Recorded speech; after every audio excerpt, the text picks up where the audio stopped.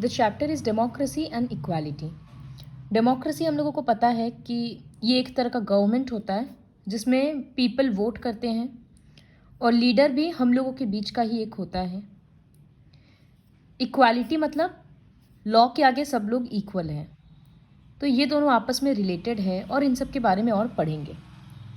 तो प्रियम्बल क्या है? प्रियम्बल सबसे पहले कॉन्स्टिट्यूशन क्या है? कॉन्स्टिट्यूशन रूल्स का एक बुक है जिसमें लिखा रहता है कि गवर्नमेंट को रूल करने के लिए क्या क्या रूल्स फॉलो करना है, एक सिटीज़न होने के नाते हम लोगों का क्या क्या ड्यूटीज़ है और ये सब चीज़ लिखा है। तो it is a document that lays down the framework, political structures and powers and duties of the government.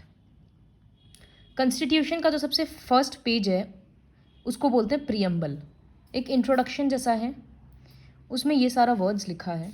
ये भी हम लोग लास्ट क्लास में पढ़े थे। तो देखो यहाँ कॉन्स्टिट्यूशन का एक दूसरा डेफिनेशन भी लिखा है। It is a set of regulations that a set of people have made and agreed upon. मतलब कुछ लोग मिलकर बनाए हैं और अग्री किए हैं कि सब इसको फॉलो करेगा। ये एक रिटन डॉक्यूमेंट है। इसमें क्लियरली लिखा है कि सेंट्रल गवर्नमेंट का, स्टेट गवर्नमेंट का क्या फंक्शन है, क्या पावर है, इन सब के बारे में। कॉन्स्टिट्यूशन इफेक्ट में आया था 26 जनवरी 1950। इसीलिए हम लोग 26 जनवरी को रिपब्लिक डे के नाम से सेलिब्रेट करते हैं। कॉन्स्टिट्यूशन के अकॉर्डिंग हर स्टेट इक्वल है, हर स्टेट में रहने वाले सिटीजन्स इक्वल है, किसी को कोई स्पेशल अपॉर्चुनिटी नहीं मिलेगा। लेकिन कभी कभी वीकर सेक्शंस को प्रोटेक्ट करने के लिए गवर्नमेंट एक्स्ट्रा प्रोविजंस देता है, एक्स्ट्रा फैसिलिटी, जिसके बारे में हम लोग आगे पढ़ेंगे। Centuries of subjugation, casteism, poverty and illiteracy. मतलब सब्जुगेशन मतलब डोमिनेंस। तो रिच पीपल पुअर को डोमिनेट किए, ब्रिटिशर्स पुअर इंडियंस को डोमिनेट किए। कास्ट सिस्टम था, पॉवर्टी था, इलिटरेसी था, लोग पढ़े लिखे नहीं थे। इन सब के कारण इंडियन सोसाइटी वीक हो गया। तो हम लोगों के जो कॉन्स्टिट्यूशन फ्रेमर्स थे, कॉन्स्टिट्यूशन बनाने वाले, वो लोग ये सारा प्रॉब्लम्स को हटाना चाहते थे, इरेडिकेट करना चाहते थे। कास्ट सिस्टम को, डिस्क्रिमिनेशन को, वो लोग सोसाइटी को अपलिफ्ट करना चाहते थे, अच्छा बनाना चाहते थे। इसी वजह से इंडिया ऑप्टेड फॉर सेक्युलरिज्म। तो ये क्वेश्चन आएगा, why did India opt for secularism? तो उसका आंसर यही होगा। तो सेक्युलरिज्म कहाँ क्या है?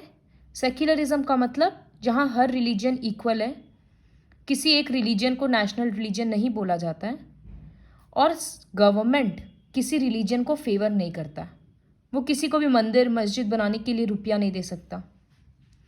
तो सेक्युलरिज्म मतलब state does not have a religion of its own. तो इंडिया में कोई नेशनल रिलीजन नहीं है। Indian constitution aims to establish a social order. Indian constitution का ये एम है कि वो एक इस तरह का सोसाइटी बनाए जहाँ पर लोगों को उनका रिलीजन, उनके कास्ट के नाम से नहीं जाना जाए, बल्कि वो क्या काम करते हैं और कंट्री के लिए क्या किए हैं, इस चीज़ से उनको जाना जाए। इसके लिए एक बहुत बड़ा इम्पॉर्टेंट फीचर है यूनिवर्सल एडल्ट फ्रेंचाइजी। इसका मतलब हम लोगों की कॉन्स्टिट्यूशन के अकॉर्डिंग 18 ईयर्स से जो भी ऊपर है एडल्ट, वो वोट कर सकते हैं। ये फ़र्क नहीं पड़ता कि उसका रिलीजन क्या है, उसका जेंडर क्या है, उसका कास्ट क्या है, बस इंडियन होना चाहिए और 18 ईयर्स अबव होना चाहिए। और 1 मैन 1 वोट, ये एक बहुत इंपॉर्टेंट स्टेप है जो कॉन्स्टिट्यूशन फ्रेमर्स लिए थे। इम्पॉर्टेंट क्यों है? क्योंकि जब ये रूल बनाया गया था तब इंडियंस इलिटरेट थे, सब इंडियंस पढ़े लिखे नहीं थे और गरीब थे, फिर भी उन लोगों को वोटिंग राइट दिया गया। क्योंकि जो कॉन्स्टिट्यूशन बना रहे थे उन लोगों को पता था कि ये रूल देना बहुत ज़रूरी है ताकि इक्वालिटी आए कंट्री में। तो हर फिक्स्ड पीरियड में इलेक्शन होता है और हम लोग अपना वोट देते हैं। हर 5 ईयर्स में मोस्टली इलेक्शन होता है, हर 5 ईयर्स में होता ही है। फिर सिर्फ इलेक्शन देने से काम नहीं खत्म, वोट देने से काम ख़त्म नहीं हो जाता।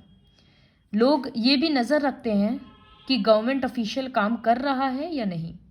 सो people also keep a close watch on the activities of the representatives to guard their rights. जो कॉन्स्टिट्यूशन से राइट मिला है हम लोगों को, सिटीजन्स को, वो हम लोग प्रोटेक्ट करते हैं। कोई भी गवर्नमेंट ऑफिशियल उसका गलत फ़ायदा नहीं उठा सकता।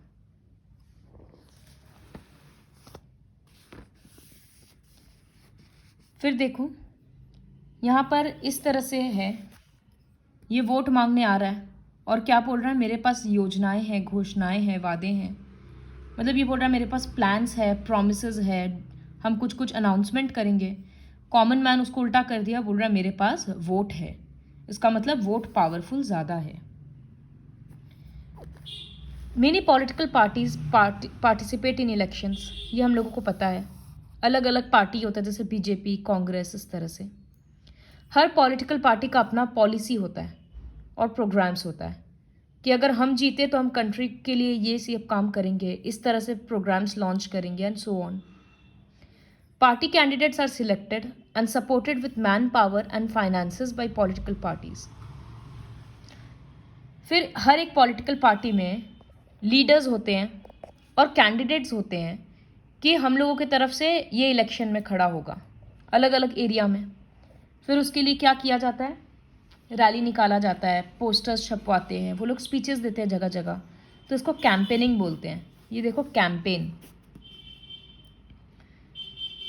इस तरह से फिर वो लोग पब्लिक में कितना सारा सामान भी बंटवाते हैं, जी ऐसे वोट अपने तरफ लेना है बस। कुछ कुछ कैंडिडेट्स इंडिपेंडेंट भी होते हैं, मतलब वो किसी पॉलिटिकल पार्टी के नहीं होते हैं, लेकिन उनके जीतने का चांसेस बहुत कम हो जाता है क्योंकि वो लोग अकेले मिलकर कितना काम कर लेगा और कितना खर्चा कर लेगा, इसी वजह से। तो इलेक्शन का ये फर्स्ट स्टेप होता है कि ऐसे नॉमिनेट करना और फिर कैंपेनिंग करना। In India multi party system, India में मल्टी पार्टी सिस्टम है, मतलब बहुत सारा पार्टीज इलेक्शन में लड़ता है। जो पार्टी जीतेगा उसका जो लीडर है वो कंट्री का प्राइम मिनिस्टर बन जाएगा। ठीक है, सपोज 4 पॉलिटिकल पार्टी है। I give you an example. Suppose ABCD, चलो 5 पॉलिटिकल पार्टी है। ठीक है, ए को वोट मिला 100 इलेक्शन के बाद। इस तरह से सबको वोट मिल गया। अब बोला गया था कि यहाँ से तो दिख रहा है कि ई को सबसे ज़्यादा वोट मिला, तो इसका मतलब ई का जो लीडर होगा वो प्राइम मिनिस्टर बन जाएगा। सपोज एक होता है कि मिनिमम इतना वोट लेना ही पड़ेगा, इतना वोट जीतना ही पड़ेगा। सपोज वो वोट है, मेजॉरिटी बोलते हैं उसको, कि इतना मेजॉरिटी होना ही पड़ेगा।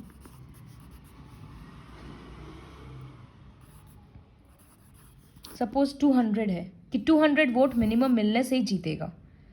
तो हम लोगों के अकॉर्डिंग ई तो जीत गया, लेकिन फिर भी उसका 200 वोट तो नहीं मिला ना उसको।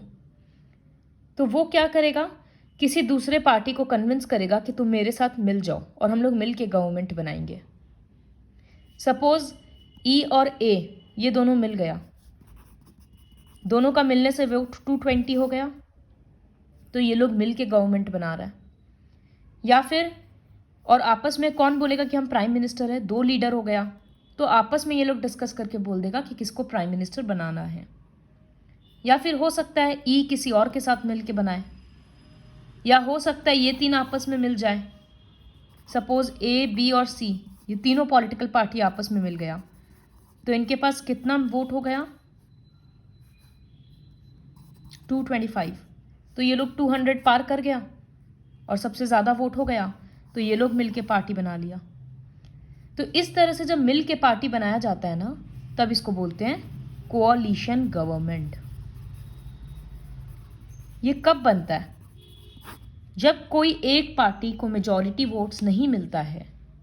मेजॉरिटी अभी के केस में क्या था, 200, किसी को भी 200 नहीं मिला, भले ही इसको सबसे ज़्यादा मिला हो, लेकिन 200 तो नहीं था। तो पार्टीज आपस में मिलकर गवर्नमेंट बनाता है, जिसका जिसके साथ पटता है, जिसका जिसके साथ पॉलिसीज मैच हो रहा है या आपस में पार्टनरशिप बन पा रहा है, वो लोग आपस में बनकर मिलकर पार्टी बनाते हैं। तो और इस तरह की गवर्नमेंट को बोलते हैं coalition government. See it is written in Indian democracy when a single majority party can not form the government. कुछ पॉलिटिकल पार्टीज मिलकर गवर्नमेंट बनाते हैं, जिसको कोalition गवर्नमेंट बोलते हैं। और जो पार्टी हार जाता है ना, उसको ऑपोजिशन पार्टी बोलते हैं। देखो, अ पार्टी और a combination parties that fails to get majority forms opposition. वो लोग क्या करते हैं, जो पार्टी अभी रूल कर रहा है उसके अगेंस्ट, उसको रूलिंग पार्टी बोलते हैं, तो उसका सारा काम पे नज़र रखते हैं कि वो कहाँ क्या गलती करे, ताकि तुरंत उसको हम लोग मीडिया के सामने क्रिटिसाइज़ करें या लोगों के सामने बोलें कि देखो ये नेता गलत काम कर रहा है। तो ये बहुत ज़रूरी है, तभी डर कर, ऑपोजिशन का डर रहेगा, तभी सामने वाला काम अच्छे से करेगा। तो ये था मल्टी पार्टी सिस्टम। इसका मतलब बहुत सारा पॉलिटिकल पार्टीज़ इलेक्शन लड़ता है, और कोalition गवर्नमेंट मतलब जब किसी को मेजॉरिटी नहीं मिलता है तो बहुत सारा पार्टीज मिलकर गवर्नमेंट फॉर्म करता है। बिफोर इंडिपेंडेंस कुछ कुछ सेक्शन इंडिया का बैकवर्ड था, इकोनॉमिकली भी और सोशली भी।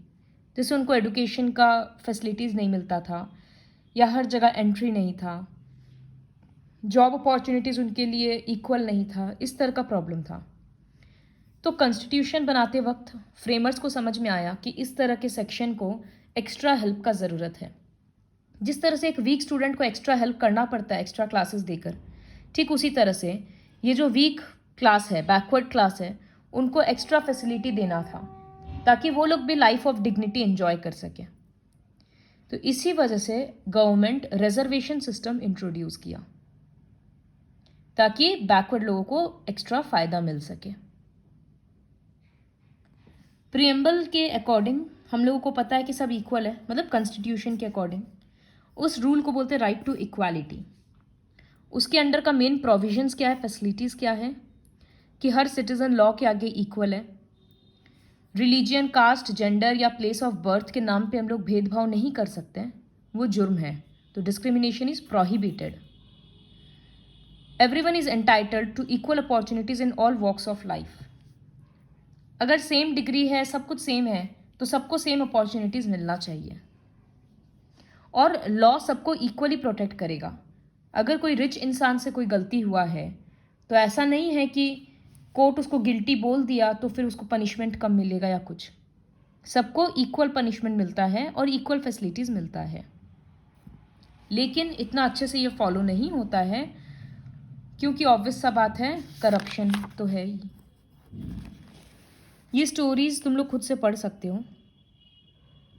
देखो यहाँ लिखा है कि कॉन्स्टिट्यूशन तो डिस्क्रिमिनेशन को बैन कर दिया है, लेकिन फिर भी डिस्क्रिमिनेशन होता है आज भी, क्योंकि लोगों में अवेयरनेस का कमी है और वो लोग एडुकेटेड नहीं है। तो जो पढ़े लिखे नहीं होते हैं उनको हर कोई बेवकूफ़ बना देता है। तो ये जो डिस्क्रिमिनेशन है इसको दूर कैसे कर सकते हैं, इसको ख़त्म कैसे कर सकते हैं? अवेयरनेस स्प्रेड करके, सबको पता होना चाहिए कि यहाँ इक्वालिटी मेरा राइट है। दूसरा, एडुकेट करके, तभी उनको रेस्पेक्ट मिलेगा। आज भी ऐसा होता है कि कुछ रिलीजियस ग्रुप को मंदिर या मस्जिद में जाने नहीं मिलता है, किसी किसी में वुमेन को जाने नहीं मिलता है, कभी दलित लोगों को जाने नहीं मिलता है। इस तरह से गवर्नमेंट ऑफ इंडिया कुछ प्रोविजंस इम्प्लीमेंट किया है इक्वालिटी के लिए। जैसे राइट टू इक्वालिटी को प्रोटेक्ट करने के लिए काफ़ी सारा लॉ बनाया गया है, जैसे equal opportunities in education and jobs. दो इंसान के पास अगर सेम डिग्री है, सपोज दोनों के पास MBA है, तो दोनों को ऑफिस में जॉब अप्लाई करने का राइट है। फिर गवर्नमेंट काफ़ी सारा स्कीम्स लॉन्च करता है SC, ST और OBC के लिए, ताकि इनको एक्स्ट्रा हेल्प मिल सके। जैसे मिड डे मील स्कीम हो गया एक पुअर के लिए, तो उससे क्या है कि खाने के नाम पर ही कम से कम गरीब बच्चे स्कूल तो आएंगे, कि उनको पेरेंट्स को लगेगा कि स्कूल में खाना मिल रहा न्यूट्रिशियस। फिर फ्री एंड कंपलसरी एजुकेशन दिया जाता है, मतलब ये भी एक प्रोग्राम है जिसमें 14 ईयर्स तक बच्चों को कंपलसरी एजुकेशन है कि पढ़ाना ही पड़ेगा, और वो भी फ्री में दिया जाता है। फिर यूनिफॉर्म डिस्ट्रीब्यूट किया जाता है, बुक्स डिस्ट्रीब्यूट किया जाता है, गवर्नमेंट स्कूल्स में या तो कम रेट में या फ्री में पढ़ाया जाता है, इस तरह का है। तो आफ्टर इंडिपेंडेंस गवर्नमेंट को समझ आया कि ये बैकवर्ड क्लासेस को प्रोटेक्ट करने का बहुत ज़्यादा ज़रूरत है, ताकि उसको कोई रोक ना सके आगे बढ़ने से। तो इसी वजह से ST, SC इन सब के लिए रिजर्वेशन सिस्टम इंट्रोड्यूस किया गया। रिजर्वेशन सिस्टम और भी है, और भी लोगों के लिए होता है, जैसे विमेन के लिए भी होता है, ओबीसी मतलब अदर बैकवर्ड क्लासेस। और ये रिजर्वेशन सिस्टम हम लोगों को कहाँ देखने मिलता है? हर जगह, इनफैक्ट ट्रेन के सीट्स में भी रहता है। ट्रेन में विमेन के लिए अलग से कंपार्टमेंट रहता है, गवर्नमेंट जॉब्स में रहता है कि इतना % सीट्स वुमेन को ही मिलेगा। इस तरह से कॉलेज एडमिशन वगैरह सब जगह रहता है। तो रिजर्वेशन सिस्टम एक लिमिटेड पीरियड के लिए इंट्रोड्यूस किया गया था कि कुछ साल के बाद हटा देंगे, लेकिन वो आज तक हो नहीं पाया, क्योंकि जिसको रिजर्वेशन मिल चुका है अब वो उसको हटाने नहीं दे रहा। जैसे यहाँ पर एक एग्जाम्पल है कि किस तरह से एक आदमी है आनंद कुमार, वो हेल्प कर रहा है। Dear Anand sir, thank you my life. तो राहुल एक स्टूडेंट है, वो आनंद कुमार को लेटर लिख रहा है। तो एक्चुअली आनंद कुमार है कौन? ये खुद IITian है, लेकिन ये क्या करते हैं, बच्चों को IIT का एंट्रेंस के लिए प्रिपेयर करते हैं। सुपर 30 बोलकर इनका एक ग्रुप है, जहाँ पर ये गरीब बच्चों को IIT जैसा टफ एग्ज़ाम के लिए, इंस्टीट्यूट के लिए प्रिपेयर करते हैं फ्री में। तो राहुल बोलकर एक इंसान है, वो इस तरह से लिखा है, और ये रियल स्टोरी है।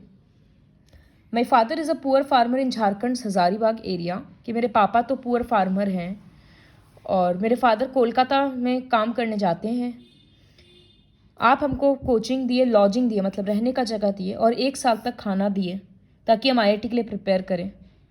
तो और हम पास हो भी गए। तो I will build a hospital and school in my village, I am lucky to have you.